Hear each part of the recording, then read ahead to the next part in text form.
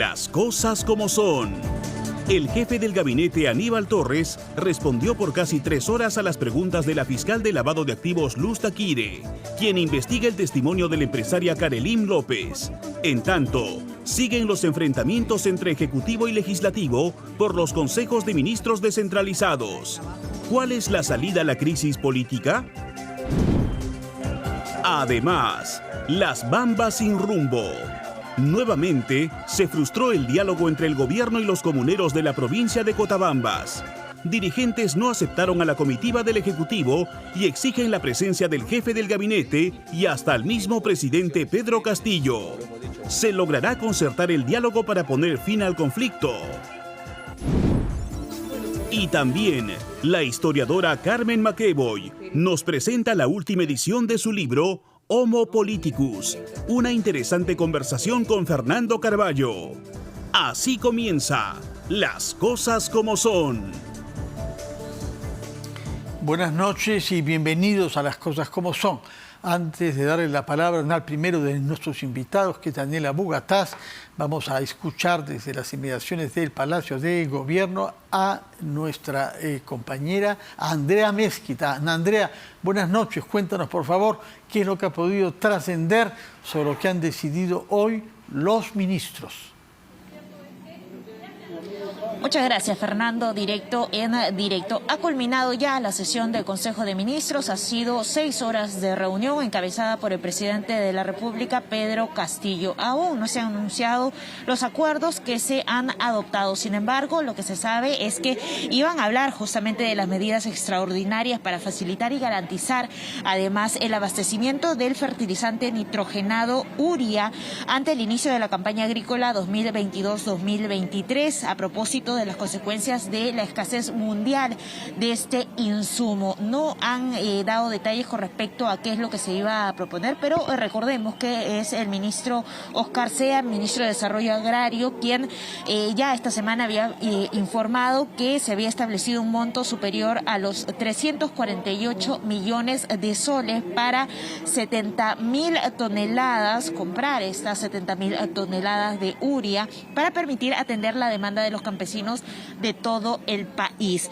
Aún no nos han dado detalles, incluso hemos visto, Fernando, la salida del ministro de Desarrollo Agrario, Oscar Zea, a pesar de las llamadas, ¿no?, de atención aquí de la prensa para que se acerque. Sin embargo, se ha retirado. Asimismo, hemos visto por esta salida retirarse también al ministro de Cultura, al ministro Salas, a la ministra de la Mujer, Diana Miloslavich, ministro de Justicia, Félix Chero, entre otros ministros que también han optado por salir por la puerta de desamparados. Además, no se ha confirmado tampoco si es que se va a realizar o no la conferencia habitual que se da tras la sesión del Consejo de Ministros, una conferencia de prensa, por lo cual estamos pendientes, Fernando, de lo que pueda suceder y si es que se pueda dar detalles de los acuerdos que se han llegado en esta sesión de Consejo de Ministros el día de hoy. Directo en directo, RPP Noticias. Muchas gracias, Andrea. Esperemos que se disipen las incertidumbres y que sepamos qué es lo que se ha decidido y que los ministros den la cara ante los periodistas, que es la práctica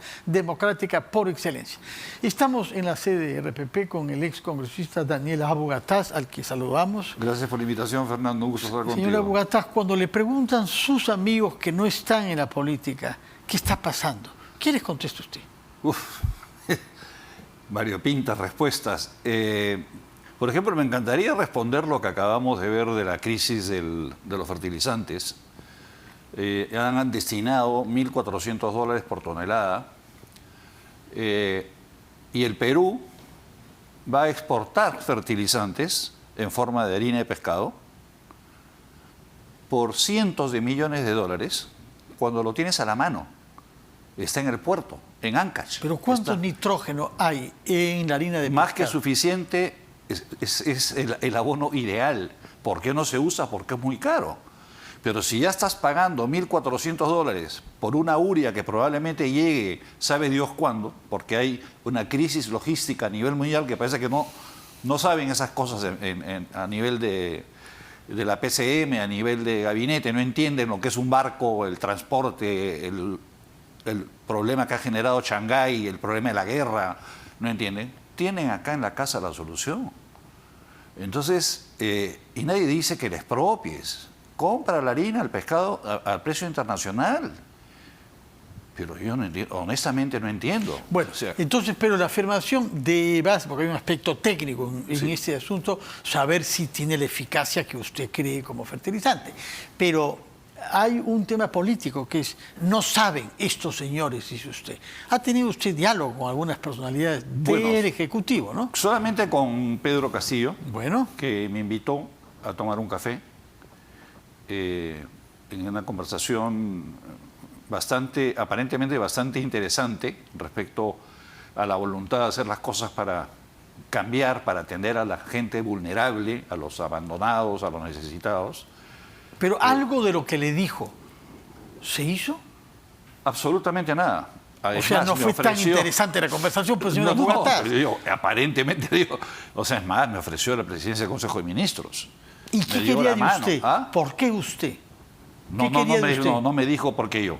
O sea, no me dijo por qué yo. O sea, yo sé que él creo que añoraba de alguna manera tener un escudero como el que tuvo Ollanta en su momento de campaña.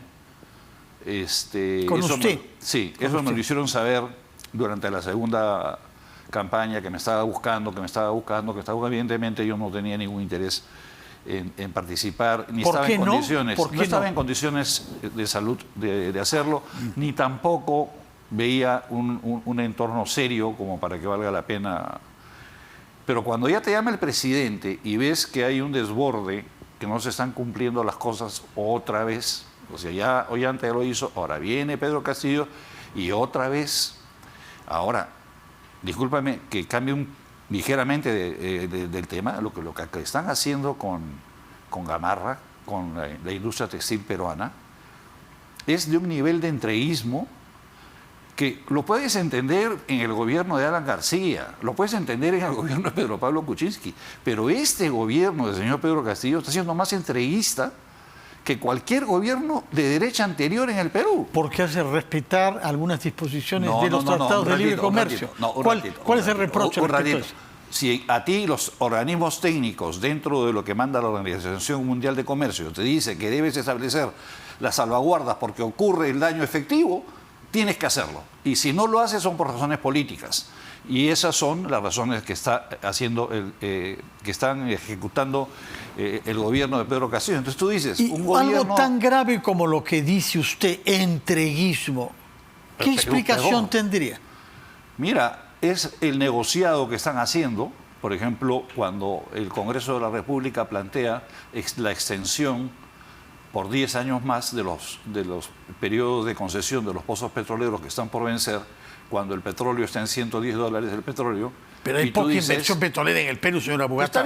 Está bien, sí. Pero extenderlo gratuitamente, o sea, un ratito. ¿A cambio de qué? Bueno, en todo caso, usted ve varios puntos en los que cree discernir una actitud entreguista. Pero en el caso específico del textil, ¿no está China de por medio? China, Bangladesh, sí. Porque China es palabras mayores, ¿no? Sí, está bien, pero algo de dignidad debemos tener, ¿no? Toda la dignidad posible. Algo de dignidad. Pero no hay dignidad cuando hay pobreza, cuando no hay inversión, cuando no hay presencia de países como China, que se ha ido convirtiendo, como se sabe, en uno de nuestros socios comerciales más importantes. Has tocado un tema que yo quiero resaltar porque realmente es indignante. Hay un jefe del Comité Fiscal del Ministerio de Economía y Finanzas, Mendoza, creo que se llama Waldo Mendoza. Waldo es del Consejo Fiscal. Del Consejo Fiscal. Independiente del Ministerio. Él dijo que el Perú nunca iba a poder desarrollar una cadena de valor. Que en el Perú nunca. Tú nunca ibas a poder tener en el Perú. ¿Estás seguro que dijo así? Por favor, lo firmo. Porque fue un ministro de Economía que más bien tiene fama de haber sido eficiente. Lo firmo. Sí. Y evidentemente, y no le falta razón. No le falta razón. Pero ¿dónde está la causa de que el Perú no puede integrarse a hacer una cadena de valor? Los tratados de libre comercio. Porque los tratados de libre comercio con China, con Europa, con Estados Unidos, no nos permiten utilizar los productos de terceros países como de origen. Bueno. Un ratito, Fernando. Sí. Si tú pudieras utilizar los productos chinos en el Perú como que fueran peruanos y poder exportar esos productos a terceros países, el Perú en 2 años duplica su PBI. Así de sencillo. Bueno, hemos comprendido su punto de vista sobre ese tema. Yo quiero llevarlo al tema político. Político. Puesto que usted ha corrido el riesgo de ser primer ministro de este gobierno. Sí, supo rechazarlo educadamente y nos ha dicho, no lo rechacé, sobre todo por razones de salud, como nos dijo que las razones de salud no te se estás lo confundiendo. permitían. Yo rechacé el ser vocero en la etapa de la segunda campaña, la segunda vuelta, pero sí acepté el primerato cuando me lo ofreció. Ah, aceptó. Sí, pero y en nunca vez más de me usted se prefirió a Valer. Creo que sí. No sé en cuál de ellos. Muy bien. Sí. ¿Cuál es el problema de fondo con Pedro Castillo y con este gobierno? O dicho de otra manera, para que usted dispare al blanco, ¿cuál es la relación que aquel que le propuso ser primer ministro tiene con el señor Vladimir Cerrón? Bueno, es un prisionero. Es un prisionero no solamente políticamente, sino ideológicamente, ¿no? Yo creo que está mentalmente condicionado, ¿no? No quiero hablar de las pruebas de Paulet y estas que condicionas al perro o condicionas a alguien, ¿no? Pero creo que a ese nivel ha llegado Pedro Castillo, ¿no? A un nivel de inutilidad. Es decir, tiene total. reflejos pavlovianos. Sí, o sea, el hombre no puede respirar si no es bajo la sombra de Cerrón. Y Cerrón ha demostrado... ¿Y cómo se produce un fenómeno así? Estamos hablando de un adulto de más de 50 años. ¿Qué le sabrá? ¿Qué le sabrá Cerrón a Pedro Castillo? ¿Qué le puede saber? ¿Cómo se han manejado los dineros en la campaña, por ejemplo? ¿Tiene algún indicio? ¿Tiene alguna sospecha usted? No puedo... Pero cuando ocurren este tipo de... dependencias es porque hay algo muy fuerte detrás. Porque él ahorita, numéricamente hablando, ya no depende de Cerrón. O sea, él tiene garantizada su no vacancia. ¿Está seguro? Sí. Necesita 44 votos al menos, si no... Con alguien he estado ayer o antes de ayer que me ha hecho con Nicolás Lucar, me hizo ya no lo necesita. Bueno, si es que cuenta la bancada que se ha escindido. Ese es el tema. Esa bancada vota igual. La otra, bueno, ese es...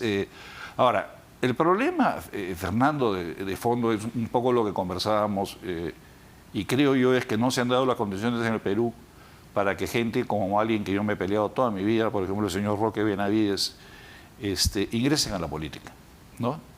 Yo creo que en este momento una potencial salida que podría tener el país es un acuerdo del Congreso de la República de formar una comisión de civiles que hagan una propuesta de reforma política y de reforma de partidos políticos y de reforma de gobierno y que sea sometida a un referéndum. No que la haga el Congreso de la República, sino que la hagan un conjunto de ilustres designados de la manera que lo quieran determinar, incluidos empresarios de nivel, invitar a los señores Añaños, invitar al señor Roque Benavides, al señor Romero, invitar a académicos de primer nivel, periodistas de primer nivel, porque nunca va a ocurrir el cambio mientras tengamos el mismo sistema que va a garantizarte que lo que venga en el 2026 va a ser exactamente igual. Pero si hubiese en un movimiento ciudadano que tuviera esa voluntad de reforma y esa voluntad de búsqueda de salida del entrampamiento actual, vía eventualmente la partida anticipada de Pedro Castillo, pues se expresaría y hubiera una presión. Claro, lo que pasa es que uno no lo siente articulado. Fernando, primero que no hay los movimientos, no hay los partidos políticos. Tirarse a la piscina política solo, te lo digo, es una locura, o sea, es realmente una locura. Pero iniciativas hay, gente con capacidad existe. ¿Dónde las ve usted? Iniciativas y gente con capacidad política. Yo la veo en el sector empresarial. Yo la veo en el sector empresarial. Denos algunos nombres, por favor, para acabo de invitarlos. decir, el señor Carlos Añaños, por ejemplo, existen en el sector pesca. Yo soy muy malo para los nombres. Existe muchísima gente dispuesta a trabajar por el Perú, por las necesidades que tiene el Perú.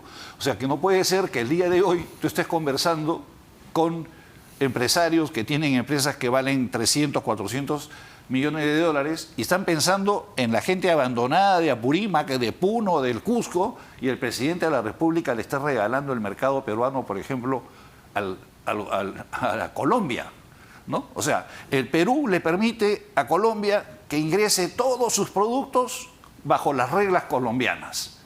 Pero el fabricante, el emprendedor peruano... Todos los caminos con usted llevan al proteccionismo, señora Bugatás. ¿Proteccionismo? Claro, No. Eso que está preconizando un usted. ratito. Salvaguardas, Igualdad de fronteras. trato. No. Igualdad Está midiendo de trato. medidas restrictivas a empresarios extranjeros. No. Colombia por acá, China Un por allá, ratito. etc. Bueno, No, pero no, Fernando, estás entendiendo. Igualdad de trato. Si Colombia puede poner sus productos en el Perú utilizando sus registros internos, ¿por qué el Perú no puede colocar los suyos en Colombia?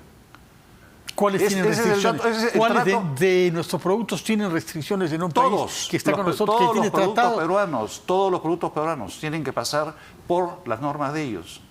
Todos, al 100%, a pesar de existir un tratado y un acuerdo, lo violan el acuerdo permanentemente. O sea, yo lo que te estoy hablando, no te estoy hablando Bueno. sin base alguna. De acuerdo, pero yo quisiera que regresemos a lo político, porque sus ideas económicas ya las comprendemos. Ya. Pero políticamente no nos ha explicado cómo concibe usted esta elaboración de reformas fuera del Parlamento. En primer lugar, ¿qué es lo que hay que reformar para poder ir a elecciones que nos deparen menos incertidumbres? Bien, brevemente, Sí. primero el tema de la constitución de los partidos políticos, ¿no? Lo que hizo el Parlamento anterior es realmente un sistema sumamente complejo, complicadísimo, que te lleva al extremo de que cada hoja tiene que ser certificada por un notario, para que no lo hagas, o sea, hecho para que no lo hagas. Pero hay un elemento que creo que es el más importante de todos. O sea, si tú arreglas el tema de cómo llegas, cómo armas los partidos políticos, cómo llegan los candidatos, etcétera, es la formación de gobierno. No podemos seguir teniendo un sistema donde el gobierno, el ejecutivo, no participa del Congreso de la República para la conformación del gobierno. Si tú tienes la obligación de conformar gobierno con el Congreso de la República, como tienes en Inglaterra, como lo tienes en Israel, como lo tienes, se acabaron el 99% de los problemas en el Perú. Porque todos van a estar involucrados en la solución de los problemas del día a día. No hay que yo me Bueno, quito. un momentito, eso sucede cuando hay una mayoría parlamentaria favorable. No pero cuando no hay necesariamente. mayoría, en Israel, para formar están teniendo último, problemas, ¿cuántos claro. meses se demoraron entre En que Italia, salía y en Netanyahu? Italia, y en Italia ¿Cuánto también, tiempo sí. tomó que salga Netanyahu para tener un nuevo primer ministro está bien, precario pero- y que está a la merced de ciertos votitos en el Parlamento? Claro, y así por el pero, estilo. Todo es Fernando, fácil cuando hay una mayoría parlamentaria. Lo que pasa es que no la hay en el Perú. Y no la va a haber mientras no reformes el sistema de partidos políticos. O sea, si no reformamos el sistema de partidos políticos y haces un sistema que permita que lleguen no más de 4 o 5 partidos a la final, por llamarlo de una manera, establezcas etapas preliminares de votación, que al final lleguen 2, como hay gente que propone, que la elección congresal sea en la segunda vuelta. Sí. Se acabó el problema. O sea, Si la elección sí, congresal- eso parece mucho más simple que restringir el derecho a que hayan varios partidos y los que los ciudadanos escojan, ¿no? Eso parece más Bueno, simple es que la elección parlamentaria sea en la muy segunda vuelta. ligeramente de partidos políticos como si existieran partidos políticos. O sea, no existen partidos políticos. O sea, en este momento, si el Jurado Nacional de Elecciones hiciera su trabajo, cancelaría la inscripción a todos los partidos políticos. Pero canceló de varios, ¿ah? No, y todos los dolorosamente. vigentes que están ahorita, debieran. Pero ¿por qué quiere que Porque cancele? no cuentan con los comités de ley establecidos, abiertos y funcionando. Así de simple. Bueno. Tienen que tener 70 comités funcionando todos los días, con la puerta abierta de 8 a 5 de la tarde. No hay. Pero entonces ahora resulta que usted quiere más quisquillosidad que el propio jurado. No, lo Y que antes quiero es estaba que reprochando que existan le piden que llene partidos- papeles. Lo que quiero es que existan partidos de verdad. ¿Y usted mismo qué rol se ve jugar? Yo Porque usted... jugar con mis nietos. No se la dé, por favor, de un sabio retirado. Se le ve a usted con una, en mejor sentido de palabra, ambición. Tiene ganas de jugar un papel. Mira, En si la se, vida dan las política de este país. condiciones, si se dan las condiciones, Fernando, yo jugaría el partido final, ¿no? O sea, si las condiciones están dadas, yo tentaría una presidencia de la República. Pero ¿con qué respaldo y con qué proyecto de país? Por eso te digo, pues, si las condiciones están dadas. ¿Con qué respaldo? En el mejor de los escenarios, ¿qué 3 ideas propondría usted de una campaña electoral que puedan despertar la esperanza de nuestros compatriotas? La primera de ellas, autoridad. La segunda, orden. Y la tercera, seguridad. Es lo mismo, ¿no? 3 cosas que son lo mismo. Autoridad, como un ratito, orden, ¿cómo seguridad, va a ser lo mismo? Autoridad, orden, seguridad, todo va del mismo lado. Es que no es se lo olvidó mismo. de la economía, se olvidó de su proteccionismo no puedes tener... sacrosanto. No es proteccionismo, Fernando. ¿Qué es? No, se parece mucho, ¿eh? Se parece, no. Fernando, mientras no exista autoridad en el país, no exista orden, no somos un país viable. Y en este momento... Pero ese es el discurso de Urresti. ¿No guardará simpatías ustedes por el ministro de su gobierno? No, porque lo que tú me has pedido, unas 3 ideas que son fundamentales para poder desarrollar cualquier plan de gobierno. O sea, pero cualquier fuerza política puede estar de acuerdo en eso. Todos estamos de acuerdo que falta autoridad, que falta seguridad y que falta orden. Una cosa es estar de acuerdo y otra cosa es llevarlo adelante.